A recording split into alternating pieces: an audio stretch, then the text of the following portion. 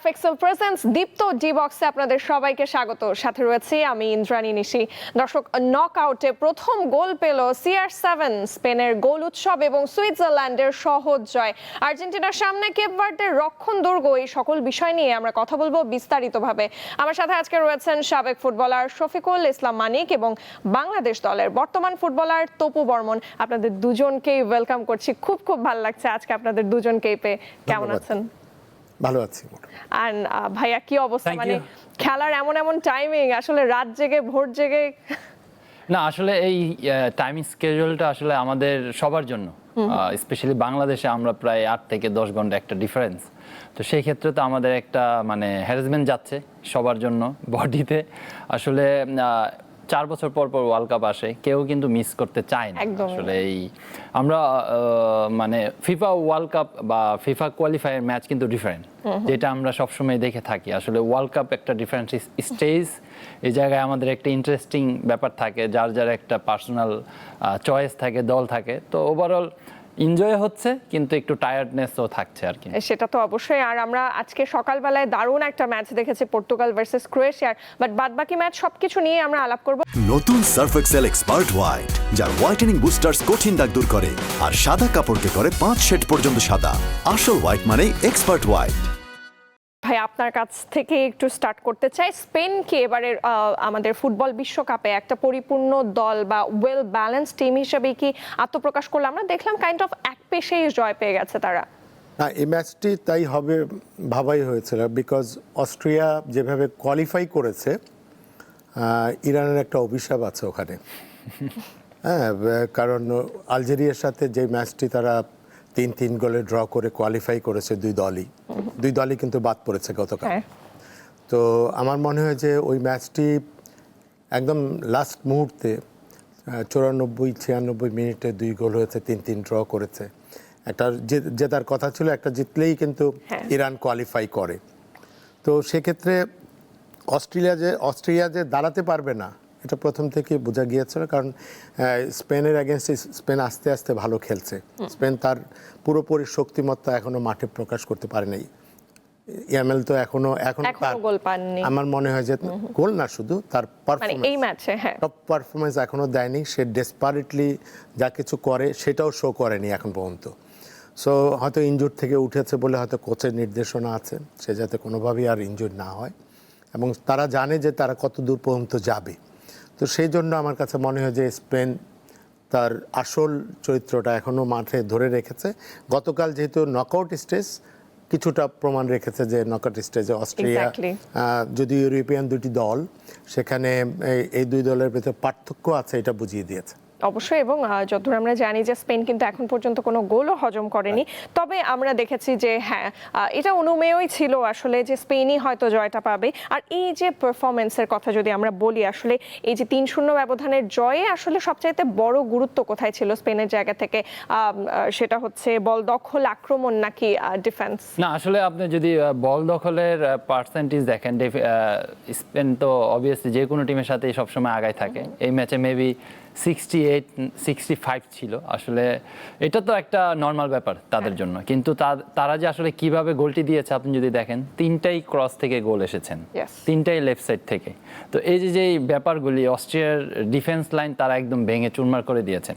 আপনি যখনই এরকম কিছু অ্যাটাক করবেন, ডিফেন্স লাইন যদি ঠিক না থাকে, তাহলে আপনার এই গোল আটকানো সম্ভব না। যেটা আপনি থার্ড গোল যদি দেখতে পারেন, ডিফেন্সের লাইনই ছিল না, যেটা কুকুরওয়ালা যেই পাসটা দিল থার্ড গোল। তো আসলে গোলকিপার অনেক সেভ করেছে। হ্যাঁ, গোলকিপার অনেক সেভ করেছে। তো ওভারঅল আমি বলবো যে স্পেন আসলে তাদের, স্যার অলরেডি বললো যে তাদের যে নর্মাল চরিত্রে এটা আস্তে আস্তে ঢুকতেছে। আর আমি আসলে একটা ডিপলি মিস করতেছি নিকো উইলিয়াম, যাকে খেলানো এখনো হয়নি ওইভাবে। আসলে আমি জানি না সেই ফিট আছে কি না আছে, এটা আসলে কোচের একটা সিদ্ধান্ত। যেটা আমরা ইউরো কাপে দেখেছি, যে ইউরোটা তারা জিতেছে, নিকো এবং ইয়ামেলের যে পারফরমেন্স তারা শো করেছিল। আসলে এই যে পার্টনার তাদের, এটা কিন্তু আমার মনে হয় নেক্সট ম্যাচে লাগবে। তাদের প্রতিপক্ষ কিন্তু পর্তুগাল। Round of 16। এবং আমরা দেখেছি পর্তুগালের খেলায় পুরোটা সময় আসলে খেললো বলতে গেলে ক্রোয়েশিয়া খুবই দারুণভাবে। হ্যাঁ। তারা অ্যাটাকিং এ যেমন ছিল, ডিফেন্সেও তেমন ছিল, বাট শেষ হাসিটা হাসলো।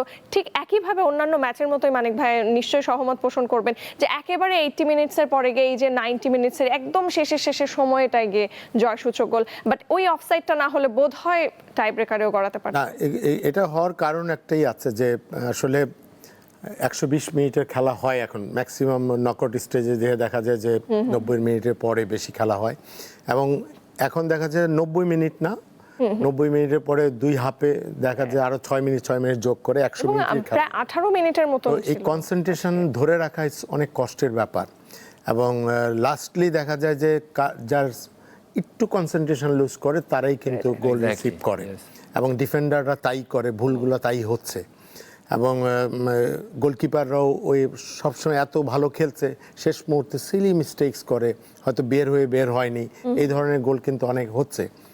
তো আমার মনে হয় যে এই গোল হওয়ার কারণ একটাই, যে শেষ প্রথমে রয়েস হয়ে খেলে, দুই দলই তাদের দেখে, পরের দিকে যদি কেউ হাঁটতে থাকে তখন যে ড্র করবে, ড্র করার টিমটা কিন্তু আরও বেটার ফুটবল খেলে তখন, এবং পিছের থেকে যারা এগিয়ে যায় মাঠে তাদের পারফরমেন্সটা চোখে পড়ে বেশি, কারণ তারা ডেসপারেটলি তখন উজ্জীবিত আরও বেশি থাকে, এবং সে কারণে হয়তো গোলগুলা 2-1 রেজাল্ট হয়, তখন ওই ক্ষেত্রে এই রেজাল্টগুলো পাওয়া যায় আর কি। একদম। আর CR7 এই প্রথমবারের মতন উনি নকআউট পর্বে গোল পেয়েছেন, ওনার এটা ষষ্ঠ বিশ্বকাপ, এবং if I am not wrong এটা সম্ভবত ওনার সর্বশেষ বিশ্বকাপ আসলে। না, আসলে রোনালদো আপনি 5টা ওয়ার্ল্ড কাপ খেলেছেন, নকআউট স্টেজে তার গোল ছিল না। এই ওয়ার্ল্ড কাপে আসলে সে একটা রেকর্ড করেছেন, 41 ইয়ার ওল্ড, সবচেয়ে ওল্ডেস্ট প্লেয়ার হিসাবে নকআউট স্টেজে গোল করা, আসলে এটা কিন্তু একটা রেকর্ড অবশ্যই। তো সেক্ষেত্রে আমি বলবো যে যেটা সমালোচনা সবসময় করা হচ্ছিল পর্তুগাল নিয়ে, স্পেশালি রোনালদোকে নিয়ে, আসলে সে কেন গোল পাচ্ছে না বা তাকে বসিয়ে রাখা উচিত, নিজেদের টিমের প্লেয়াররা অনেকে মন্তব্য করেছে। আসলে আমার কাছে কি মনে হয়, অ্যাজ এ প্লেয়ার রোনালদো, আমি আসলে তাকে দেখি অ্যাজ এ লিডার হিসেবে, একটা এক্সাম্পল। ক্রিস্টিয়ানো রোনালদো আসলে সারা ওয়ার্ল্ড ফুটবলের অঙ্গনে পর্তুগালের জন্য সে কি করে নাই, সর্বোচ্চ দিয়েছেন এবং সর্বোচ্চ হাই স্কোরার ওয়ার্ল্ডের, পর্তুগালের 100 প্রায় 150 ছুঁই। তো এরকম একজন প্লেয়ারকে আমার কাছে মনে হয় যে একটা সময় আপস অ্যান্ড ডাউন থাকেই প্লেয়ারদের, এটা সে এখন পার করছেন, কিন্তু এই সময় সবচেয়ে আমার কাছে মনে হয় যে জরুরি তাদের টিমমেটদেরকে তাকে সাপোর্ট করা, যেটা আসলে প্রয়োজন। আপনি যদি এক্সাম্পল হিসাবে চান, মেসির এক্সাম্পল আসবে। তো সেই ক্ষেত্রে আমার কাছে মনে হয় গতকালকের ম্যাচটা একটু বেটার লেগেছে, অ্যাজ এ টিম হিসাবে পর্তুগাল খেলতে পেরেছে। তারপর আমি বলবো যে স্যার বললো যে ক্রোয়েশিয়া আসলে যে চান্সগুলো ক্রিয়েট করেছিল, তাদের গোলকিপার যদি সেভ না দিত হয়তো বা ম্যাচটা ক্রোয়েশিয়া ছিনিয়ে নিয়ে আসতো।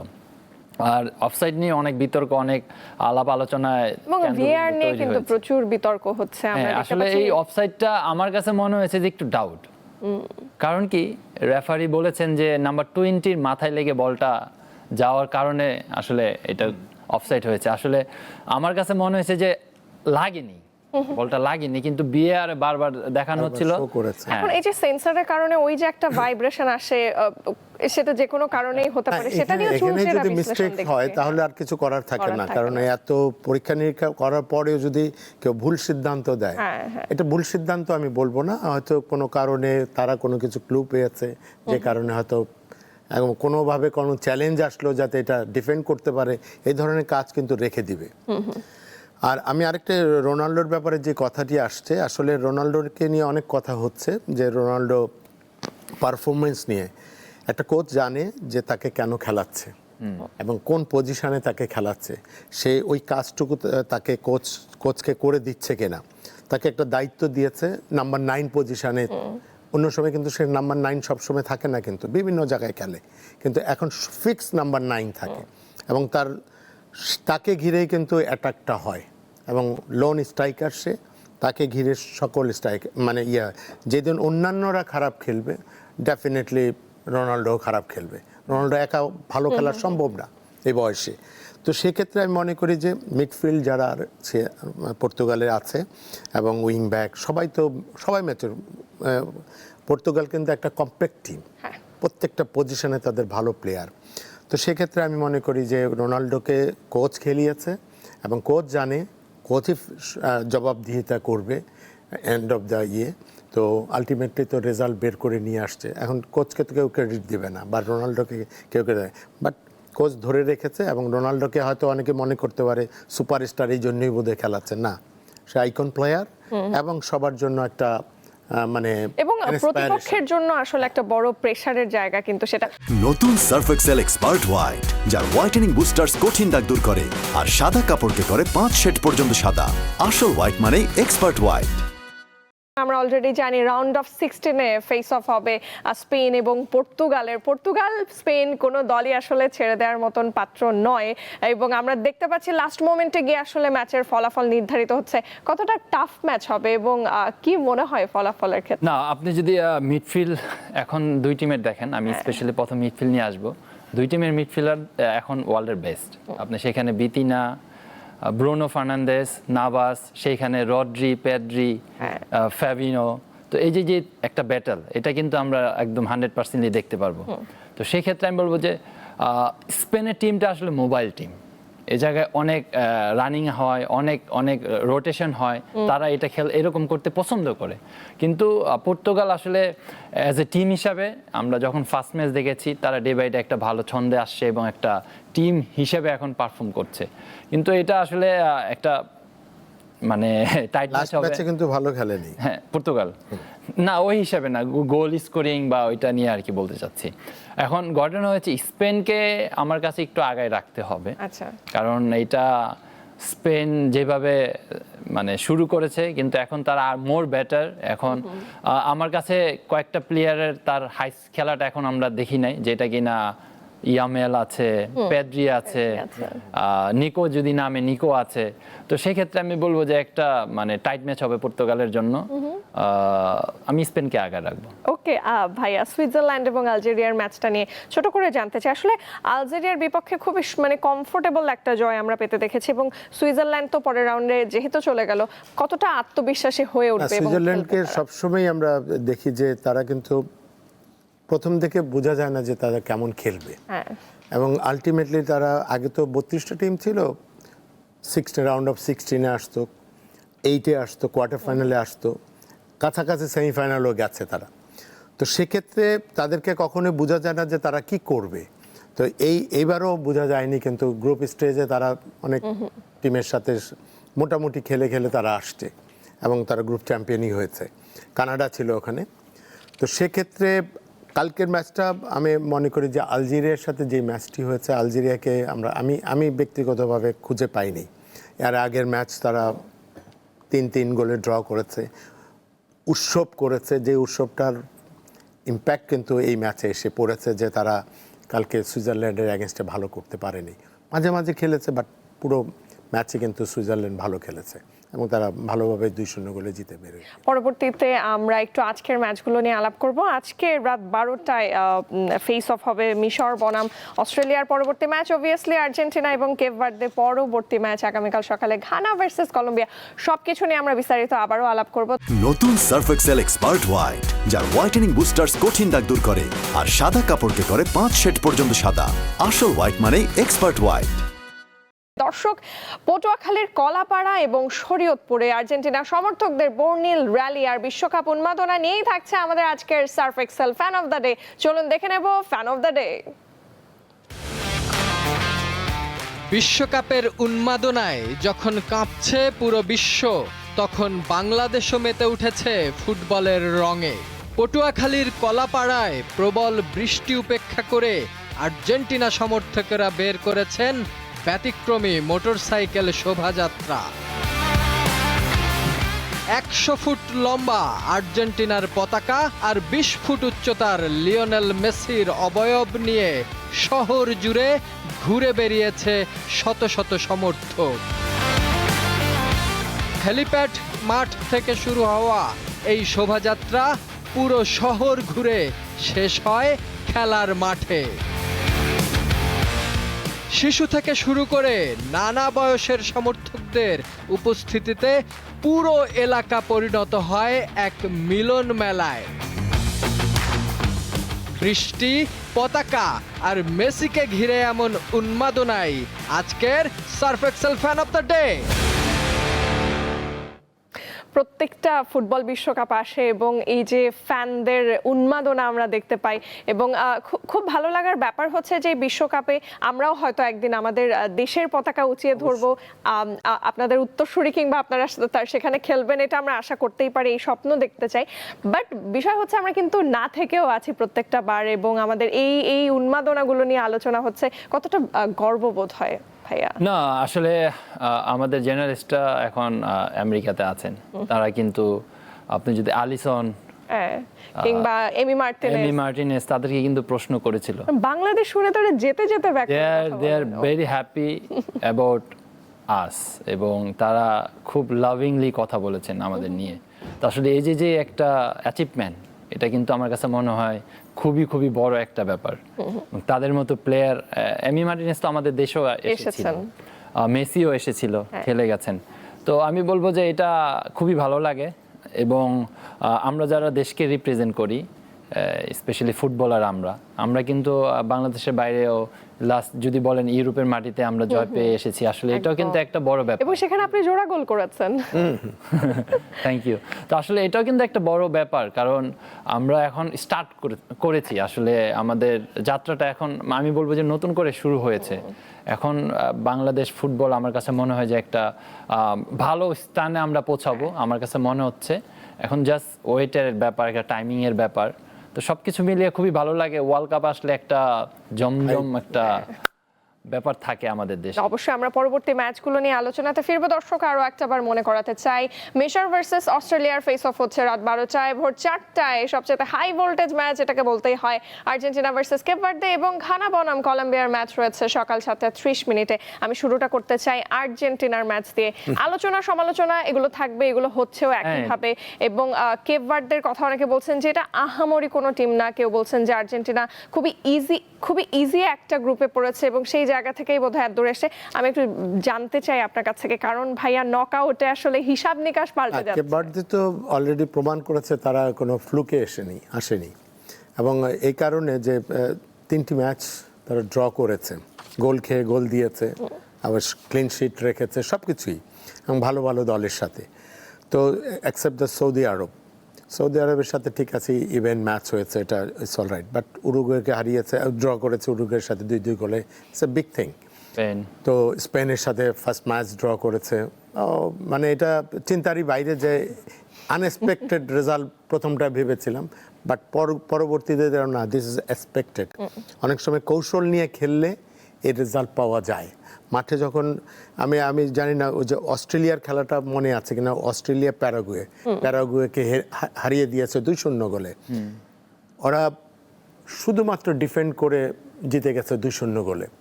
এই যে ট্যাকটিস, এই কৌশল, কোচের অনেকে হয়তো সুন্দর লাগেনি খেলা, বাট মাঠ থেকে তো আমি 3 পয়েন্ট নিয়ে ফিরে আসছি 3 পয়েন্ট, দেশকে আমি জয় উপহার দিয়েছি। এটাই সবচেয়ে বড় জিনিস। আমার রিসোর্স কি আছে, আমার সোলজার কি আছে, আমি তাকে কিভাবে ব্যবহার করে আমি ম্যাচ জিতিয়ে আনবো, সেটাই হলো আসল ব্যাপার। কেপ ভার্দেও সেম থিং করেছে। তাদের আননোন প্লেয়াররা নোন হয়েছে। গোলকিপার তো এখন ওয়ার্ল্ডের একজন সেরা পপুলার প্লেয়ার। কি মনে হয় আসলে বজিনিয়া কি মানে লায়নেল মেসির আক্রমণের সময় আরেকটা মানে স্মরণীয় মোমেন্ট উপহার দিবেন কিনা? এটা ভাবা হচ্ছে, বাট গোল তো গোলই। উরুগুয়ের সাথে 2 গোল খেয়েছে। তো এখন প্রশ্ন হচ্ছে যে আর্জেন্টিনা 2 গোল দেওয়ার পরে আবার গোল রিসিভ করবে কিনা। রিসিভ না করলে হলো সেটাই। এবং এটা ওই মাঠের খেলায়, হয়তো মাঠের খেলায় গোল দিবে আর্জেন্টিনা, মাঠের খেলায় গোল পাবে এবং সেটা যাতে গোল না খায়। বড় টিমের মতো যাতে খেলে এবং আর্জেন্টিনা সতর্ক আছে। আমার মনে হয় যে এতগুলো অঘটন হয়েছে, হ্যাঁ, সহজভাবে নেওয়ার কোনো স্কোপ নেই এবং প্রথম থেকে তাদের বেস্ট পারফরমেন্স। অবশ্যই আরেকটা ম্যাচ খুবই ইম্পর্টেন্ট, প্রত্যেকটা ম্যাচে ইম্পর্টেন্ট, ইজিপ্ট ভার্সেস অস্ট্রিয়া। এবং এই ম্যাচে অস্ট্রেলিয়া। সো ইজিপ্ট এবং অস্ট্রেলিয়ার মধ্যে যে দলটাই কোয়ালিফাই করবে, এবং আমরা ধরে নিচ্ছি যে আর্জেন্টিনা যদি ওখানে জিতে যায়, সেক্ষেত্রে সেই দলটার সাথেই কিন্তু তাদের ফেস অফ হবে। তো শক্তিশালী কাকে মনে হচ্ছে, মিশর নাকি অস্ট্রেলিয়াকে? না, আপনি যদি সেন্সেবল দেখেন, ডেফিনেটলি অস্ট্রেলিয়া যেভাবে অ্যাপ্রোচ করে খেলেছেন এবারের ওয়ার্ল্ড কাপে, সেমভাবেই নামবে। এবং হিসাব যদি করেন, ইজিপ্ট অস্ট্রেলিয়া থেকে বেটার টিম, বাট অস্ট্রেলিয়া যে স্ট্রাকচারে স্টার্ট করেছে সেমভাবেই থাকবে, হয়তো বা 3-5-2 ফরমেশনে ওরা খেলবে, ডিফেন্সটা একটু বেশি শক্ত রাখার চেষ্টা করবে, কিন্তু ওদের 2 থেকে 3 জন কাউন্টারে অনেক ফাস্ট প্লেয়ার আছে, একটা ইয়াং প্লেয়ার যে কিনা মানে অনেক কম বয়সে গোল করেছেন, তো ওদেরকে ইউজ করার চেষ্টা করবে যখন ওদের হাফে বলটা উইন করবে, অ্যাজ সুন অ্যাজ পসিবল কিভাবে কাউন্টারে যাওয়া যায় এই চিন্তাটা অবশ্যই রাখবে, যেটা কিনা প্যারাগুয়েকে হার্ট করেছিল, 2-0 গোলে হারিয়েছিল।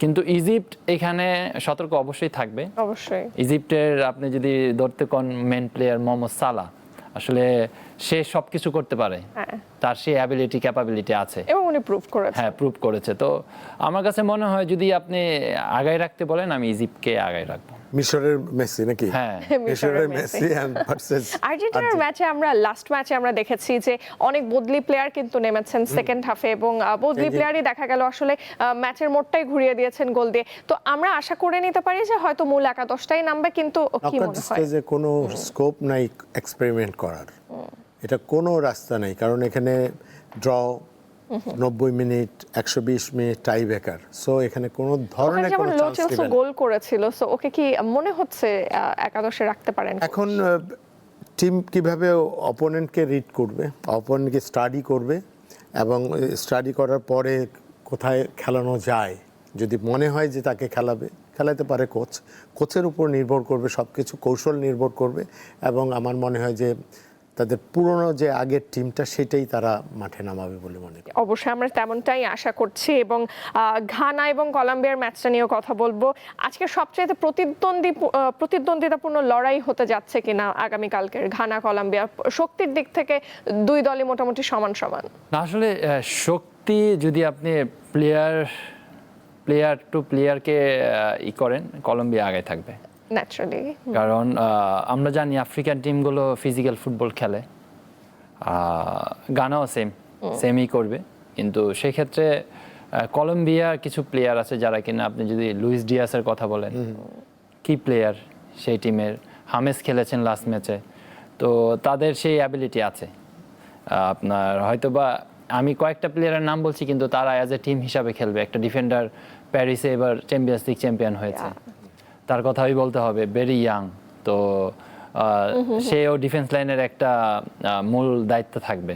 তো সেই ক্ষেত্রে আমি বলবো যে আসলে গানও অনেক প্লেয়ার ইউরোপে খেলে, তারা অনেক তাদের অনেক ভালো ভালো প্লেয়ার আছে, কিন্তু আসলে ওই ম্যাচটাতে যে সুযোগ পাবে যদি কাজে লাগাইতে পারে, আমার কাছে মনে হয় সেই টিমটাই জিতবে। এবং কলম্বিয়া ও ঠিকই বলে, কলম্বিয়া হলো অনেক এগিয়ে আছে, বিকজ তারা Copa America south American team, যারা আর্জেন্টিনা ব্রাজিলকে প্রতিনিয়ত ফেস করে এবং তাদের সাথে ভালো ফুটবল খেলে, যেতে মানে অনেক হাই প্রেসার এবং খেলতে পারে। হ্যাঁ, ব্রাজিল তো কলম্বিয়ার সাথে যেতে অনেক কষ্ট হয়ে যায়, ব্রাজিল অনেক কষ্ট করে, তো সেখানে আমি মনে করি কলম্বিয়া ইজ ফেভারিট।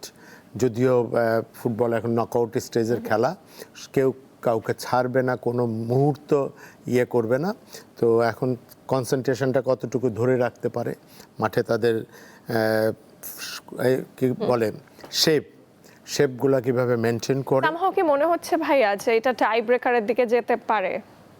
আমার মনে হয় যে খুব টাফ টু সে, বিকজ আমার মনে হয় যে কলম্বিয়া 90 মিনিটসে জেতার সম্ভাবনা আছে। আচ্ছা, আমি এবার একটু গোল্ডেন বুটের আলাপে আসতে চাই। আসলে আমরা দেখছি যে এমবাপ্পে কিন্তু জাস্ট 3টা ওয়ার্ল্ড কাপে 18টা ম্যাচে 18টা গোল করেছেন, এবং মেসির রেকর্ডটাও ছুঁয়ে ফেলেছেন। অচিরেই হয়তো সেটা ভেঙেও ফেলবেন। আসলে রেকর্ড তৈরি হয় ভাঙার জন্য। সো আমি এই রেসে আসলে কাকে এগিয়ে রাখবেন? Lionel Messi, Mbappe, Harry Kane? Yes, কারণ অ্যাসিস্টের যেহেতু একটা বিষয় রয়েছে।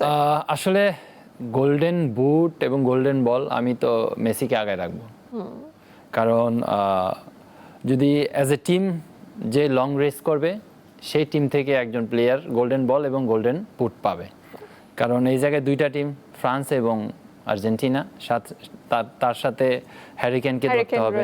আমি নরওয়ে হালান্ডকেও ধরতে পারেন, কিন্তু নরওয়ের ভবিষ্যৎ কত দূর পর্যন্ত এটা একটু সন্দেহ। নেক্সট ম্যাচ তো আসলে ব্রাজিলের সাথে, কিন্তু ইংল্যান্ড, ফ্রান্স এবং আর্জেন্টিনাকে আপনি ধরতে পারেন যে কোয়ার্টার ফাইনাল, সেমিফাইনাল। তো সেই ক্ষেত্রে আমি বলবো যে এই রেসে মেসি আগায় থাকবে এবং মেসির সেই সুযোগ আছে। আমি বলবো যে 3 ম্যাচে 6 গোল করেছেন, ওরা 4 ম্যাচে একজন 5 গোল একজন 6 গোল। কিন্তু এই যে একটা মানে হ্যাঁ একটা যে ব্যাটল চলতেছে, একজন 27 ইয়ার্স 8 ইয়ার্স ওল্ড আরেকজন 39 ইয়ার্স ওল্ড, এই যে একটা 10 বছরের গ্যাপ, 10 বছরের গ্যাপ, 11 বছরের গ্যাপ, একটা যে কম্পিটিশন, আসলে এটাই আমরা অনেক কিছু শিখতে পারি। এটাই বোধহয় ফুটবলের সৌন্দর্য, এটাই ফুটবল বিশ্বকাপের সৌন্দর্য। আর গল্প দিতে দিতে আসলে আড্ডা দিতে দিতে আমাদের আয়োজনের একেবারে শেষ পর্যায়ে চলে এসেছি। আর কি মনে হয়, লাস্ট একটা কোয়েশ্চেন করবো ভাই আপনার কাছে, যে মেসি কি আজকে গোল পাবেন এবং ফলাফল কেমন হতে পারে আর্জেন্টিনা ভার্সেস কেপ ভার্দের? I know it's tough. Argentina জিতলে তো অবশ্যই মেসি গোল করবে এবং আর্জেন্টিনা জেতা উচিত। আমি তো প্রথমেই বললাম যে মিনিমাম 2 উপরে 4 থেকে 4 গোল ডেফিনেটলি কেপ ভার্দে খাবে। এবং ঘানা বনাম কলম্বিয়ার একটা প্রেডিকশন তো পেয়ে গেছি ভাই, আপনার কাছ থেকে একটু জানতে চাইবো মিশর এবং অস্ট্রেলিয়ার স্টার্টটা কেমন হতে পারে প্রেডিকশন? মিশরকে আগে রাখবো, আমি অলরেডি ডিসকাস করেছি। মিশর 2-1 গোলে জিততে পারবে, 2-1 গোল। 2-1 গোল, okay. Thank you so much. আসলে দিন শেষে ম্যাচের রেজাল্ট এবং ম্যাচের ভাগ্যটা করে দেবে সেই সময়কার খেলা, সেই সময়কার ডিসিশন, এবং যদি ভুল না করে ডিফেন্স লাইনে বা যেটাই হোক। বাট আজকের মতন বিদায় নিচ্ছি, খুব ভালো থাকবেন, অনেক ধন্যবাদ। Thank you so much. দর্শক, রাউন্ড অফ 32 এর আজকে এবং আগামীকালের 3টি ম্যাচের পরে রাউন্ড অফ 16 এর সব দল চূড়ান্ত হয়ে যাবে। এই সকল বিশ্বকাপের উত্তেজনাপূর্ণ লড়াইয়ের আদ্যপান্ত জানতে চোখ রাখুন শুধুমাত্র দীপ্ত ডি বক্সে। আজকের মতন বিদায় নিচ্ছি আমি ইন্দ্রাণী নিশি, সাথে ছিলেন সাবেক ফুটবলার শফিকুল ইসলাম মানিক এবং বাংলাদেশ দলের বর্তমান ফুটবলার তপু বর্মন। দেখছিলেন সার্ফ এক্সেল প্রেজেন্টস দীপ্ত ডি বক্স। শুভ সন্ধ্যা।